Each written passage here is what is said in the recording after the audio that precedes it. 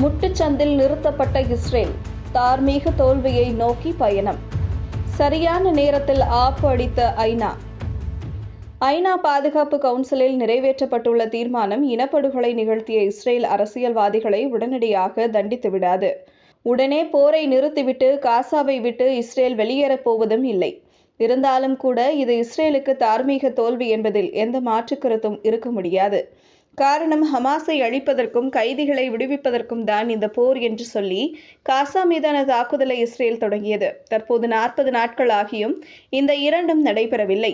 தரை வழியாக உள்ளே நுழைந்து சுமார் 20 நாட்களாகியும் இஸ்ரேலால் அந்த 2 இலக்குகளை இன்னும் அடைய முடியவில்லை. அதைவிட பெரும் பிரச்சனை தற்போது இஸ்ரேல் படைகள் காசாவின் மத்திய பகுதிக்குள் உள்ளது. தற்போது தாக்குதலை நிறுத்துவது தற்கொலைக்கு சமம் என்பது இஸ்ரேலுக்கு தெரியும். அதே நேரம் முன்பு போல் தாக்குதலை தொடரவும் முடியாது. காரணம், பாதுகாப்பு கவுன்சில் தீர்மானம் என்பது சற்று கூடுதல் அதிகாரம் படைத்தது.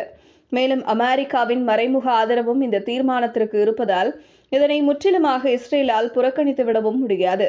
எனவே இஸ்ரேலுக்கு இந்த தீர்மானம் பெரும் தார்மீக தோல்வியாக அமைந்துள்ளது. பிரதமர் பெஞ்சமின் நெத்தன்யாகு பதவி விலகிய தீர வேண்டும் என பிரதான எதிர்க்கட்சித் தலைவர் யாயிர் லாபித் முதல் முறையாக பேசியுள்ளார். இது அந்நாட்டில் பூகம்பமாக வெடித்துள்ளது. போருக்காக இதுவரை 6,66,000 கோடி ரூபாய் பணத்தை இஸ்ரேல் செலவு செய்துவிட்டது. நாள் ஒன்றுக்கு சுமார் 2,000 கோடி ரூபாய் செலவு செய்து வருகிறது. வெளிநாடுகளில் இருந்து சுமார் 4 லட்சம் கோடி ரூபாய் கடன் வாங்கியுள்ளது.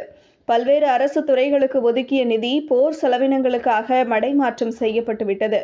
குழந்தைகள், பெண்கள் மீதான தாக்குதலை காரணம் காட்டி உலக நாடுகள் தங்களது கோப முகத்தை காட்டத் தொடங்கிவிட்டன.